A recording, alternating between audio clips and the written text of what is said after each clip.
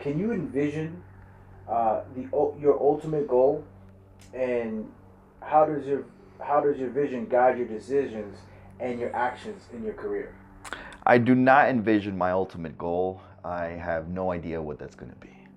My ultimate task, I would say, is to obtain success, to be successful in my own terms and live a fulfilling life. So what that is going to end up being, zero idea. Okay, so then what makes a fulfilling life? Just being able to feel successful. I think that can range tremendously because you can meet a homeless person that feels tremendously fulfilled. You can meet a CEO that, with all the money and all the fame, they feel successful. It has a wide range. So to me, my personal vision is to have some form of financial security and be able to enjoy my life with my wife, my family, keep doing hobbies that I'm interested in, and keep doing something that I feel useful, that I feel that can be impactful, that can be used for some form of benefit in that sense. So I think for what I'm doing right now as a reseller, as a streamer, connecting with the community and providing a sort of value in that connection and providing that atmosphere, that's incredibly fulfilling. So this is something that is kind of structuring that path to where I feel overall successful. Would you say that that's why you go so hard? Because I've seen you go like 7 days a week. I do, and it's a combination of just work ethic. It's something, anything I have a passion for, I go hard. It's automatic. I can't hold back. I can't, I'm not wired to just take it easy. So this is something that I found is surprisingly, because I did not envision that going into this. I built a huge passion for it. Huge passion for it. I love doing it. I love getting up every morning and putting on a show. We have a streak of, I don't know how many consecutive, weekday shows of over 70 something shows in a row without missing a show. And that's still with managing life and managing all the orders and managing, remembering anniversaries and cleaning the yard and cooking dinner and all this stuff that still comes with, living your own life. We don't have butlers or maids, so we got to rely on ourselves. Figure it out, right? Yeah. Which I think it's a good segue. So then how would you say you prioritize your time and energy, and what activities of practice do you focus on to ensure that you hit your mark? I think what I prioritize, number one, is myself. If I'm at my best, anything I invest time into will at least yield the best possible results. So my routine is consistent of getting enough sleep, eating clean, finding a form of exercise. Mine just prefers to be the gym.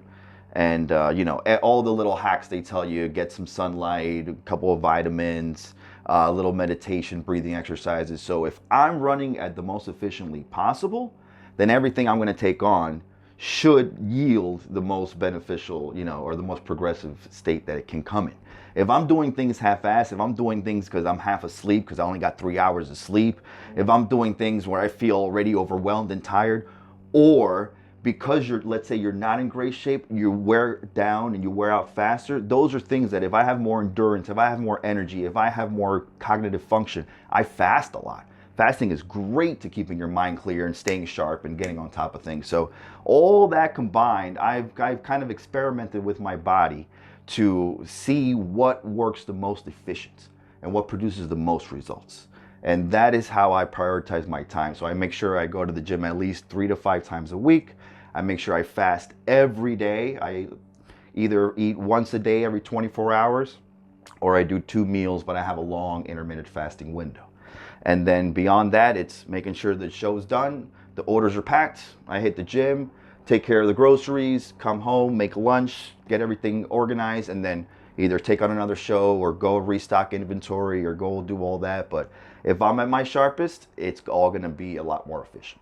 Where do you think that comes from? Like, I see you now as the adult, but was there ever a point where you weren't like that? Oh yeah, I was young and dumb, just like all of us, dude. I was young and dumb, and I probably had too much confidence without earning that kind of confidence. I had a reputation for having a big head and being conceited, and a little bit of that has to do with being Uruguayan. It's just in our DNA to be a little, yeah, dude, it is.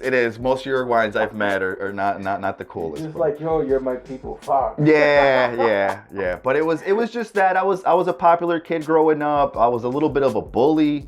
I just got really lucky because soccer, I was so good at being a goalie in soccer, and goalie is a very specific position that if you're good, you're going to beat everyone else out because there's a ton of field players, but there's only a few goalies. That kind of kept my status high. And so I've always felt this confidence where I can do anything. I can get away with whatever. So I used it maybe not for the best purposes while I was young, but now as an adult, I've learned kind of how to harness that confidence and use it to my advantage in a way that's beneficial, not in a way that's going to, provide any kind of hurt to anybody. That's interesting you say bully, because I think, I know you at least 20 years now, right? I've never seen that side. That's an interesting perspective. Why would you say that? So I wasn't a hardcore bully, like I would beat up kids for their lunch money. I was more of a verbal bully. I would be kind of witty or know kind of where to pick at people, what things to say just specifically to get them to feel insecure. And I would use that as a defense mechanism to kind of make myself feel a little bit more. Do you think, sorry to interrupt, but yeah. I wonder if do you think our environment where we grew up was part of it? 100%. Our generation and our environment. Because we had to be tough. Oh yeah. No one told us to pull back. It was be that guy. Yeah, you stand your ground. Yeah. You stand your ground at the very least. Yeah. I saw it more advantageous to take the first step and bro, you don't want to, it's gonna be a bad idea if you want to fuck with me. So I'm already gonna come out saying bro, I'm not about just trying to get along today. We can get along if you're not gonna come after me. And that's what kind of helped me. That's what kind of helped me establish that with a lot of people. I was never super trusting. I was always trying to be helpful, and I was always trying to be a good friend. That's what I remember. Yeah. But especially now, I like to keep people at arm's distance because you never know. Everyone's brand new. You really only know the people you've grown up with because you literally have seen them as a kid. You know their background. But I get everything has brought me to this point. If you're able to really look back at your life and understand your experiences, analyze them, and not carry them around as weight, but learn from them, dude, we can be way more just sharper. Just we don't have that kind of brain fog of things we're holding on to or past experiences we haven't gotten over. If you can clear that and you can, like I said, run efficiently, anything you want to take on, anything you really want to do, man, becomes that much easier. So just understanding yourself and having that helps me analyze what I've done, helps me use it for good now, and it keeps me happy, bro. Keeps me sane. That's such an interesting journey because I guess unintentionally, because you said it before, you didn't know this is where we were gonna go, right? Or what you ended up doing, you didn't know that's what it was gonna be. But it seems like that whole experience primed you to kind of have the tenacity to endure the learning process of what's been the reselling journey. Yeah, and it's basically my drive that helps me endure whatever I pretty much take on.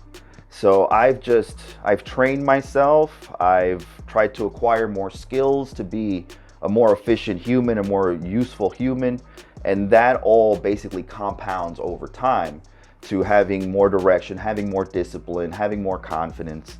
So that's why it might look easy, but being completely brand new, like I said, I've never streamed before I tried this. We've only been this in a year, for 1 year. I've never sold sneakers, and I wasn't a sneakerhead. So I didn't know about the culture. I didn't know the difference between a Jordan 1 and a Jordan 3. Still don't. Yeah, but when you're selling these all day, it's beneficial to know that, So I went into it completely blind, completely dumb, but it's just grown into this thing that I can't even really describe. It's been amazing, and I have found success in this kind of streaming and doing these kind of shows.